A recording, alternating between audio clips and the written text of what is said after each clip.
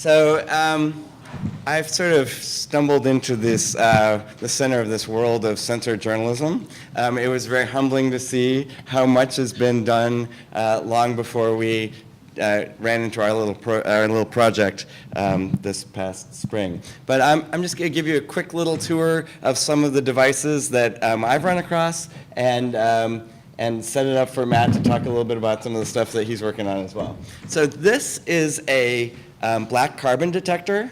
It costs about $4,000. It's a very, very good detector. And it is, oops, I have to use this. It is what Sarah Williams and a bunch of folks snuck into China during the Beijing Olympics with the Associated Press. So Associated Press photographers sort of pretended, I guess, that these things were actually pieces of camera equipment, and were able to take measurements during the Beijing Olympics about the air quality. And you'll remember the air quality was kind of a problem around in here. This circle right here, you can hardly see it, but the little yellow circle over here is the average, represents the average particulate matter in Manhattan on an afternoon. And this circle, the inner white circle here, is the average in Beijing during the Olympics. And this was one day it got this bad. So they were able to do some pretty amazing journalism with this sensor that they were able to sneak into China. And they were even able to sort of visualize this out. So this is the arena, and in the pictures of the arena, and then you can see the particulate readings on every day. And this was opening day, and this was closing day here. So they did some amazing, amazing work. And this little guy this is about couple $100 now. This is also a black carbon detector, but we're a few years down now, a few years from the Olympics. And we're actually working with this device and the folks at the Mellman Center of Public Health up the street, also part of Columbia.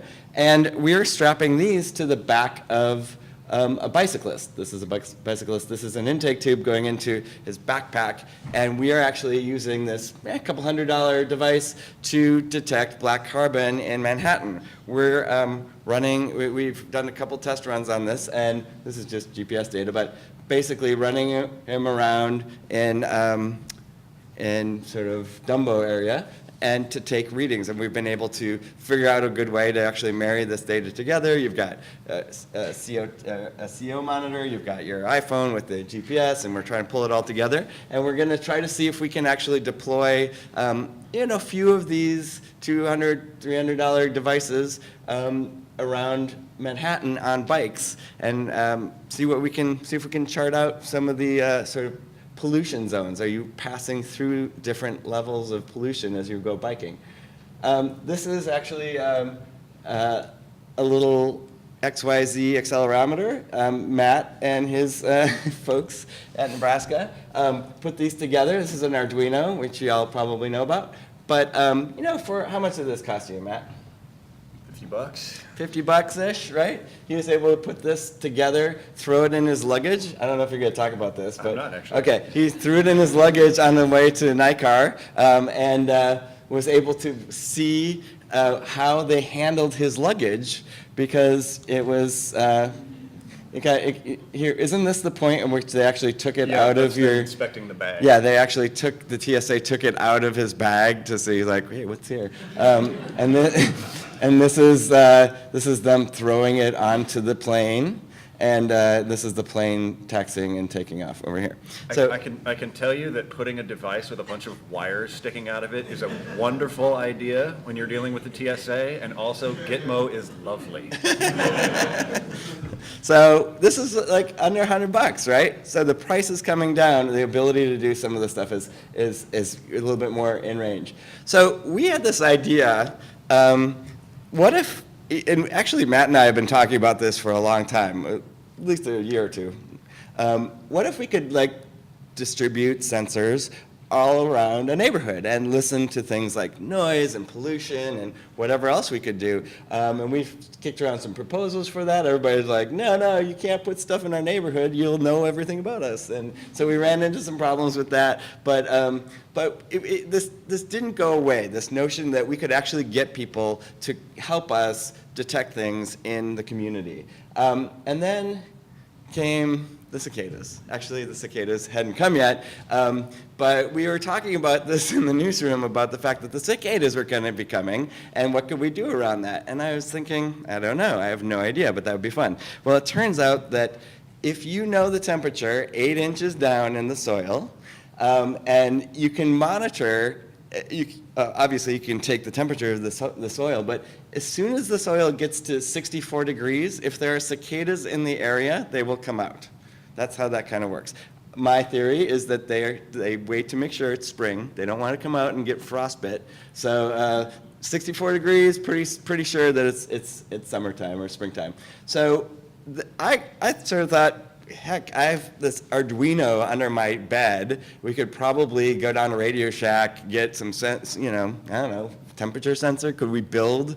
My vision was that maybe we could build a couple, maybe a dozen of these things where you're actually sensing the temperature in the ground and transmitting it back over Wi-Fi or cell phone.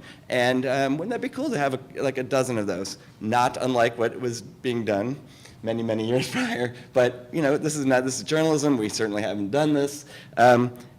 So we actually did a hackathon at WNYC, and we're able to do exactly that. Go down to Radio Shack, buy the parts, put it together, and we actually made a prototype, a working prototype. It cost us maybe a couple $100 with we bought many more parts than we needed, it turned out. But then we were able to create this little plan where, and this is on the site right now, where you can go out and for $80, you can buy an Arduino, a little kit, a little parts kit, and put this thing together. It's a 22-step process, but you can do it. And it's like $80. And it turns out people actually did this. They walked through the instructions. We have an amazing designer, Louise Ma, and she was able to put this together in a way that made it very easy to understand. And actually, it's 29 steps. But totally doable. I know it's doable because this is my daughter. She's 9. We did it. Having little tiny fingers really helps. Put that stuff together. We put it in the ground. We took our reading. We reported in. Pretty awesome, pretty cool. Well, it turns out that a lot of people are doing this right now. Many, many more than I could have imagined. And part of the reason why that is true is that the folks at Hack Manhattan, which is a hackerspace here in Manhattan, saw our little design here and sent us a note and said, oh, by the way, you don't have to do this for $80. You can do it for $16. Like, right? What? And yeah, sure enough, here's their design. So it's the same sort of Arduino chip, pre-programmed, and then just wired together. And we were like, wow, that's amazing. $16, this actually made it possible for us to go out and buy in bulk a bunch of parts. We already had a grant from NSF Radiolab. This is with Radiolab that we've done this. Radiolab had a grant from the National Science Foundation to do informal science education. And with part of that grant, we were able to actually go buy parts for about 200 of these kits, these guys right here. That made it totally possible to distribute them to museums, to families, mail them around. We've mailed them to journalists all over New Jersey. We've done a lot of this. And it wouldn't have been possible for us with our knowledge, but the crowd out in the world was able to design it this way. Oh, this is $16. These same guys, on their own, sent the plans for this to a company in China and got 50 of them for $60. This thing costs about $1. All right, so we've taken the price of this thing in the course, swear to God, of like 2 weeks, from a couple $100 through 80, down to 16, down to $1, $1 and change. This is amazing to me that I didn't even know this was possible, and they were able to get it in just like a week or two. And now I'm just thinking, okay, what can we do? Well, first of all, here's what we've done. These are the temperature readings. This slide is a couple weeks old now, but these are the temperature readings. We've had, to date, 1,700 temperature readings reported to us for, on our website here at wnyc.org/bugs. 1,700, like in journalism, to have the crowd participate in a way where you're getting almost 2,000 data points. And this isn't just somebody saying, oh yeah, I like that, or no, I don't like that. These are people who went out into their yards, put something in the ground, took a temperature reading, and many of them are doing it daily. To me, that's just kind of amazing. We think we have about 300 people who are doing it. And some only did it once, some have done it several times. There are some folks here, Tom is one of them, who is reporting in very often. I'm just kind of blown away by that. We also now have, because we've become sort of Cicada Central, we have now been taking in reports of sightings, and we have almost 3,000 cicada sightings. And again, from an engagement standpoint in journalism, that's pretty awesome and amazing. So we have the hardware. The price, $1. We can actually do something for $1. That's crazy. We also have this incredibly motivated audience, right? The Radiolab public radio audience. You ask them to go do stuff, and if it's reasonable and if it's for a bigger purpose, they go out and do it, which is really, really cool. So we have the hardware, we have the price, we have the crowds. This is the thing that we don't have a lot of right now. And I think that's something I'm really interested in talking about here. And the scientists have been doing this. They've been doing their stories and finding stories and telling stories. But in journalism, we haven't been doing this. Like for investigations, for showing malfeasance, exposing things, shining lights on things. We haven't done enough of this. We don't have much of this. So that's what I think is going to be really interesting about talking about sensors this weekend. What stories can we tell? We know we can detect environmental things. We know we can do air quality issues to some degree. What else can we do? I think we're just limited right now only by our imagination. And if we can get our imaginations going, there's a lot of stories that we could actually tell. So that's my quick run through. You want to get on here with this? Yeah. Okay. Let's do that. So, I am absolutely, hopelessly, shamelessly, probably stalkerishly enamored of the Cicada Project. I think it's absolutely amazing. But the thing that I want to emphasize about it is that it is going on right now. And there we go.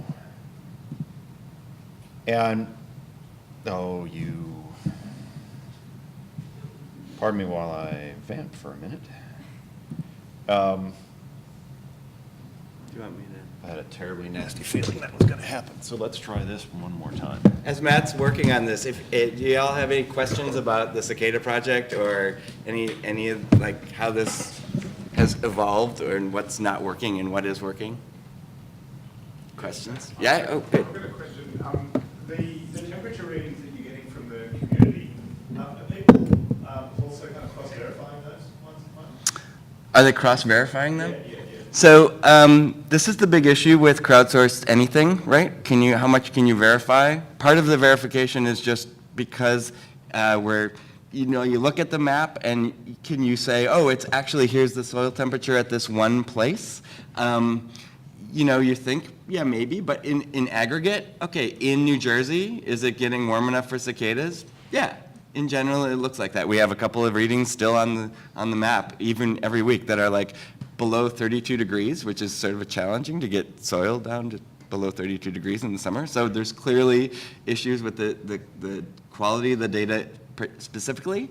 But in aggregate, we have a sense of where we're at. So the other interesting thing that happened was we got contacted by the National Climatological Research Center, and they said, by the way, we have dozens of calibrated soil monitors that are 20 centimeters down, which is basically what we're looking at. And they're all over the country looking at drought and drought conditions. And we can give you the feed for that data. It's published every day at noon. And so we actually included that on the map as sort of a reference as well.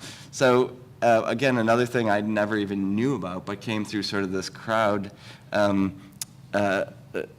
feed. And that's what's interesting to me. Not only are we getting data from the crowd, but we're getting ideas about hardware, how to build things, and just systems that are out there that we didn't even know existed. So. Speaking of that hardware knowledge, could you talk a little bit about go into a little bit more detail about that process of your community guy who found, you know the story. Yeah. That guy. Wait, I don't know what you mean. What part of that would you like to know about? I wonder if you could kind of talk through in detail the steps that happened from the person who designed the chipset and then. Right. So in the submission process on our site, he was like, by the way, I just built this thing with parts that are, well, it makes it a lot cheaper. And we're like, what? Cool. And so we reached out to him, and I said, would you be willing to share the designs? And he said, yeah, he doesn't work at, he's part of Hack Manhattan. We're really interested in getting this out there. So he actually ran some tests, sent the designs to us. We have a hardware guy. It's not his job, he just is a hobbyist at WNYC. He tried it out, and it was really great, really robust. We bought some parts, we figured out how much it would cost, and we just went for it. Our designer worked with him just over email to make a really easy step-by-step instruction on how to do that, and we put it up on the site. And then the next step was getting the Taiwanese fan to FATSA. Yeah, and again, it was just, I haven't even seen one in my hand. He sent us a picture of it. They've got 50 of them over at Hack Manhattan. The process, you all might know this process better. But yeah, apparently if you send plans out and code, they will print them up for you and send them back to you. So we could maybe talk more about that. I don't know. It's just amazing that it was possible. Yeah, there's one person with a very strident question over. So our initial prototype that we made at the hackathon detected the soil temperature in real time. It was taking readings like every 10 seconds, which is a little ridiculous. And sent it over Wi-Fi across the room to another computer. And it turns out the cicadas have a very particular frequency range. It's right around 7,000 hertz, right? I think, yeah. And it's very high, and it's very specific in its patterns, and it turns out that you can actually detect it. We didn't have any cicadas around because they hadn't emerged, so we're not entirely sure that it would have worked, but the recordings of cicadas that we had, we're setting them off, and we were able to isolate it from crickets and other sounds. So we actually built a version that would then say, hey, cicadas. Turns out that is really expensive. I mean, it's more expensive, and people are really good at hearing cicadas, so we can just ask them. So, are we ready? Yeah. Okay, sorry good. about all that. Running with scissors. Okay. So, like I said, I'm kind of stalkerishly in love with the cicada project because it's going on right now, and what I think John's example shows us is that journalists are starting to hack at hardware, and this is a great thing. And you're seeing kind of civic-minded hardware hackers achieving things where they can start to tell stories with the data that they're able to gather and with the hardware that they're using. You're seeing code and schematic sharing on the internet, people sharing stuff. Hey, I did this thing. Hey, we did this thing. If we combine those two things together, that's kind of cool. You're seeing partnerships forming. You're seeing things like Hack Manhattan doing these kinds of things, and it's all going on right now, and it's really exciting. And it kind of feels like, I don't know, a romance maybe. I don't know who's the I don't know who the tartan-wearing mullet guy is, but whichever camp you happen to belong in, if you're a journalist or if you're in the hacker, it's the other one. That's the one who's the mullet guy. But let me just say that I don't think any of this whole weekend, I don't think is possible without this maker movement that's kind of appeared in the last few years. I mean, I say appeared, it's been around, but it's kind of exploded recently. And a lot of that has to do with open source hardware, inexpensive hardware, tools, the kind of sharing of things on the internet, the ability to kind of share this knowledge around. It all has to do, in large part, to this maker movement. The stuff that I'm doing would go absolutely nowhere without them. So who loves you, baby? But where are we? Where are we right now? I say that everything is going on right now. We're seeing things going on right now. And this is, I should say, on the one hand, this is kind of my personal view of looking at where we are right now. This is me still trying on these kind of academic shoes where I try to take a step back and look at the world and try to quantify it. And I'm in journalism, and I've learned that you can't have a future of media discussion without at least several straw man arguments to knock down or a false dichotomy to argue about. And I think we all know that future of journalism fights are really just West Side Story. There's a lot of snapping and hand waving and jumping around. And so, well, let's get to it. What I see from my own perspective are two schools that are kind of emerging. There is a school of thought that is, we are carrying all of the sensor muscle that we will ever need. That in my hand right here is more computing power than most of us in this room had for the first 3/4 of our lives combined. That these are more sophisticated sensor platforms than a lot of the satellites that we've put into orbit as a country. And the truth is that crowd is right. This is amazing. We wanted flying cars, and what we got was the world's knowledge put in our pockets. The problem is that we are using that device to play words with friends, to Instagram our lunch, to do pretty banal things. And if you are anything like me, you zealously guard the amount of battery power that you have. There is no damn way I am spending a few percent of my precious battery, in my precious, on whatever the hell it is you want to do. I'm just selfish that way. The other crowd that I see, the other camp kind of emerging, is this kind of DIY crowd. This let's build it ourselves. Let's get some parts. Let's get some boards, some chips. Let's do some programming. Let's wire this thing up. And the great part about this is that, yeah, man, it's DIY. You get to solder some stuff. There's somebody here with the air quality egg. Where are you? You're not here yet. Okay. I have to apologize to that person because I basically learned how to solder putting air quality eggs together, which means that I burn the crap out of my hands for pretty much an entire weekend. And I'm sure that those two eggs that I put together did not work at all, so I should apologize. But yeah, you get to solder stuff. The problem, if you're a journalist, you're not good at soldering stuff. You're gonna burn the crap out of your hands, just like that. And I said this the other day, that the problem with DIY sensors is that when it breaks, there's just Y.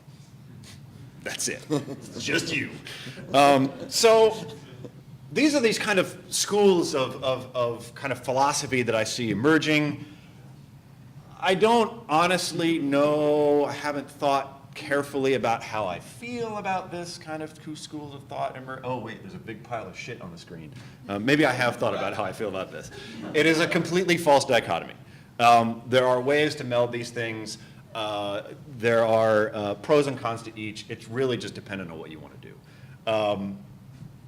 So what can we do right now? We're here at a Sensor Journalism Weekend. What can we do with this stuff? So I don't want to talk up here about, boards and how do you get electricity to this thing and what current and all of that stuff. I want to talk about more kind of general philosophical ideas and let the ideas for the hardware that would be involved to do that kind of fill into your brains. The thing that excites me about sensors and sensor journalism is that we get to go outside. I've been doing a lot of programming and web app development and data journalism the last number of years, and I'm pretty pasty pale because I don't get to go outside. There was a point when I was working at home and I was a news app developer, and I walked outside and my eyes just freaked out because there was this glowing thing in the sky and I had no idea what it was, but I instinctively got down and started worshiping it. We get to go outside. We get to go out into the world. There's way more world out there than there is on your laptop. So, hey, outside, awesome, let's do that. I like to think of sensors as kind of our senses, but at scale. And I use the word scale in a lot of different ways. And I think it's both, you can talk about temporal scale, you can talk about geographic scale, you can talk about all these things, but there's two scales that I think are worth thinking about in here, particularly on the journalistic side. And that's, we can make news personal. I had an old boss in St. Pete who was, you called central casting for a crusty, foul-mouthed editor, and he would walk out. He had a particular view of the weather, and it could be basically expressed as a very simple algorithm, which is it raining on my lawn? If it is, I care. If it is not, I could not care less. That's the only thing he wanted to know. Is it raining on my lawn? Is my lawn getting water? Don't care otherwise. I'm from the Midwest. Weather is a contact sport. We look at the weather for hundreds of miles around because we're interested in it. So to run into this man who only cared about his little plot of land was weird to me. But I came to realize he's actually probably more like most people than I am. And that we are, as a species, a very selfish lot. And we like to know things about where we are, about where we live, about where we stand at any given moment. Sensors, I think, and I'll show you an example here in a second if you're wondering what the hell that thing is. Sensors, I believe, give us the opportunity to enlist people in a way that feeds into this selfishness. That we can tell them about something exactly where they are that they would be interested in. And the deal is, if you do that, you give us back information and we make news communal. One person's self-interested data, I'll be charitable and call it interesting, but it's not that exciting. Hundreds or thousands of people's self-interested data, now we've got something.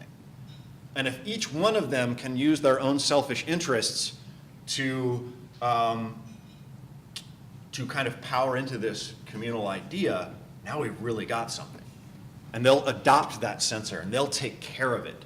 And this issue of deployment becomes much easier because every sensor's got their own little person to watch it. So that's what I think we can do now. I think we can begin to harness these kind of selfish interests to feed into some kind of communal idea of news on a number of given topics, and we'll talk about those a lot this weekend. But what I think we're going to be able to do in the very near future, something we're working on now, are sensors that fly, of where journalists are able to get into. I should just kill the volume here. That's really annoying. We brought this with us, by the way. I'm here to tell you, the guy flying it right there is actually standing right over there. That's Ben Kramer. I am the asshole because we talked about bringing the quad, and I said, oh, come on, man, we're not going to drag that thing all the way across this country. Ben insisted that we do it, so when we fly it around later, thank Ben. So we are going to very soon enter an era where damn near anyone who has a credit card and some time can have their own semi-autonomous flying machine for not a lot of money and for not a lot of skill, to be honest with you, because if I can fly it, not a lot of skill is involved. We will be able to mount sensors to these things. We will be able to gather information. If you think sensors open up all kinds of legal and ethical issues, wait until you fly that sucker around. There are humongous capital Q questions about using drones for anything, let alone journalism, that have to be resolved between now and when we can do this. We are years away from this. The FAA, by mandate of Congress, isn't supposed to have rules in place to do this until September of 2015. The FAA has had a year to begin implementing this. They are a year behind in implementing this. I want you to wrap your head around that for a moment. So it's at least 2016. It's probably going to be later than that. My prediction is that as soon as the FAA promulgates these rules, everybody and their brother is going to get sued. And it's going to be a number of years after that before the courts figure this out. I believe we're up to 43 states that are now in the business of trying to regulate drones within their states. Most of those laws have to do with law enforcement and getting a warrant in order to use them. Some states outright ban them or are attempting to outright ban them. The most aggressive that has passed so far was in Texas, where they basically made it a crime to take a photograph of private property from a flying device. There are so many exemptions within that law that the prosecuting attorneys organizations in the state have basically thrown their hands up and say, we can't even figure out what this means. So there's a lot of kind of sturm and drang going on about drones right now. But let me kind of tickle your imagination here a little bit with what could we do with sensors and drones and all these things in the very near future. So my home, the great state of Nebraska, last year went through the worst drought since the droughts of the Dust Bowl of the Great Depression. In fact, and by a lot of quantitative measures, it was worse than the Dust Bowl droughts of the Great Depression. The only thing that it didn't include was wiping out essentially private agriculture in the state, which it did in the Dust Bowl more or less. This is a picture of the Platte River, a river that runs through central Nebraska. This photo is actually taken from a UAV. We partnered with a lab on campus in computer science and engineering. We went out, this is near a farming community of Duncan, Nebraska, which is my wife's hometown. We flew, this is about 380 feet. We just aimed the camera down the river and took a picture. That's it. If this were in Texas, we'd be in jail right now. But we're not. Good thing. Last summer, the joke of the Platte River is that it's a mile wide and an inch deep. So it's not unheard of for it to go pretty dry in the summer if there's a long span without rain. But it went dry from the beginning of June through September, because last year Nebraska got 9.5 inches of rain all year. We normally get in the high 20s. So we were able to go out with a UAV and we did a story. We kind of did a proof of concept drone journalism story on this drought by just going up and flying around and looking at this dry river. But we got to thinking about that kind of over the winter and into the spring about how could, that story is huge. Drought is a huge story. It's hard to imagine the scale of it when it's as large as it was last year. So how could we make drought a personal story? And so we started fiddling with the idea of, could we build a drought sensor that would sit at your house and tell you what the conditions were at your house? So this is our prototype. It's just an Arduino. It's a wireless shield in there, and the underneath here, protected from wind and rain, is a temperature and humidity sensor. And these wires coming out here, they're just two number 16 galvanized nails. No more sophisticated than that. What we do is we run a current through there. Wet soil conducts electricity, dry soil doesn't. And the amount of electricity that we can conduct through there tells us how wet or how dry the soil is. So we set out to build this thing, and over the last few weeks, we've finally got one built, we've got one deployed, and all of the lessons learned, we're learning the hard way. Power is a significant issue. We've been able to keep it dry and fine, and what probably the most significant lesson that we've learned here is that God is cruel and does not like us. We spent weeks and weeks building a prototype drought sensor. We put it in my yard to measure how dry my yard is. Over the next week, we proceeded to get 4.5 inches of rain. Half of the rain that we got all of last year. And actually, to further show you how screwed up this all is, here is the live data feed from my backyard. We have it pushing out to a cloud service called Xively, which was recently named Cosm, which before that was called Patchabay. Nothing says your startup is kicking ass like changing names 3 times in a year. But we are able to push data to the cloud every few minutes, and it visualizes it. I'm gonna need to get directions to the nearest Tiffany's because I had to wake my wife up this morning because sometime in the night the batteries died, and it being an hour behind, I had to call her at about 7:30 this morning and go, hey, could you go swap the batteries out for us real quick? So I'm not Mr. Popularity right now, but there's the humidity of my backyard. You can see when the sensor woke back up. Soil moisture at 99%. Like I said, we got 4.5 inches of rain in the last week. My yard, if you go walking in it right now, is squish, squish, squish, squish, squish. It is saturated beyond belief. And temperature. We think deploying this at scale might be a really interesting way to personalize drought. There is no end of data about drought, particularly in an agricultural state like Nebraska, but it's really hard to connect that to an individual or to a community. It's hard to make that data scale down. And this is where I think sensor journalism has a real opportunity, is to bring these kind of massive events down to that really personal scale. But to try to push this forward a little bit, what could we do, and what if we had time and laws were a little different, what could we do? Well, the sensors are wireless right now, but what if you were in a place with no Wi-Fi? Like this works because it's in my backyard. What if I wanted to go stick it out in the middle of a field somewhere or in a park somewhere?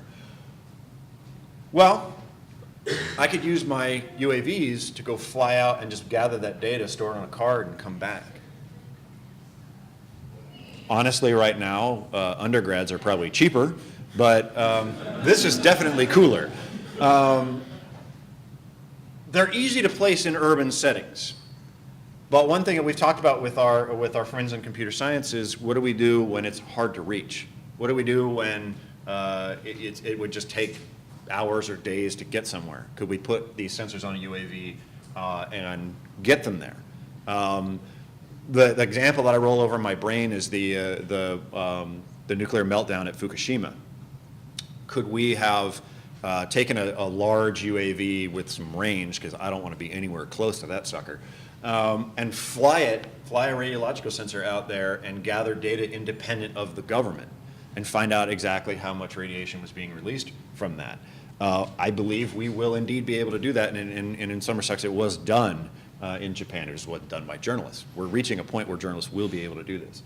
But what if we need other data, like in multiple locations? You saw some of the examples before of the pond and things like that. I'm involved in a project right now that takes a UAV, and we have built, it's essentially a vacuum with some vials. And we'll be able to autonomously gather water sampling data. We'll be able to take water samples at given spots in a given body of water autonomously. And it will bring them back, and we haven't figured out what we're going to do at that point, but we've got the actual sampler working. There might need to be just a human being there to pull the samples out and go to town, but we're working on that. In the near future, in the very near future, we in this room, not just well-funded scientists, not just the military, not just the government, will be able to use drones, UAVs, UASs, whatever the hell you want to call them, to gather data for us. That we are essentially building robotic appendages of our reporter selves. Now, they may be at scale, where we involve lots of people, or they may be like the quad that we'll get out and fly later on, where it's just one robot, one journalist, one thing. But this, like I said, this all kind of owes to this maker movement. These tools are coming down. They're coming down in price. They're coming down in complexity. They're coming down in availability to where we can do these things.